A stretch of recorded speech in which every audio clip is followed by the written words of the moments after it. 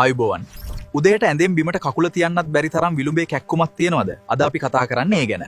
උදේ අවදි වෙලා මුලින්ම බිමට කකුල තියද්දි විලුඹ ප්‍රදේශයෙන් තද කටු අනින්නා වගේ වේදනාවක් දැනෙනවද? ටික වෙලාවක් ඇවිදගෙන යද්දි ඒ වේදනාව අඩු වෙලා වාඩි වෙලා උඳලා ආයෙත් නැගිටිද්දි තදින්ම දැනෙනවද? එහෙනම් ඔබ පීඩා විඳින්නේ ලෝකයේ පුරාම මිලියන ගණනක් පීඩා විඳින plantar fasciitis කියන තත්ත්වයෙන් වෙන්න පුළුවන්. අපේ කකුලේ විලුවේ ඉඳන් ඇඟිලි දක්වා විහිදෙන පාදයේ හැඩය පවත්වා ගන්න උදව් වෙන ශක්තිමත් පටක පටලයක් තියෙනවා. මේකට කියන්නේ plantar fascia කියලා.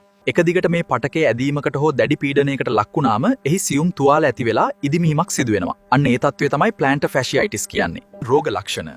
උදේ අවදි වූ සැනින් තබන පළමු පියවර කිහිපයේදී දැනෙන තදබල වේදනාව.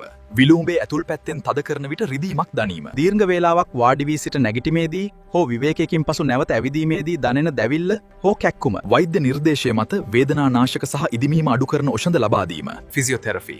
සපත්තු ඇතුළට දමන විශේෂ මුදු හීල් පෑඩ්ස් හෝ ආර්ට් සපෝර්ට්ස් භාවිතය. කෝටිසෝන් එන්නත්. ඉතාමත් කලාතුරකින් කිසිදු ප්‍රතිකාරයකින් සුව නොවන දැඩි රෝගීන්ට පමණක් සිදු කරන කුඩා ශල්‍ය කර්මයක්. නිවසේදීම කරන්න පුළුවන් සරල සත්කාර.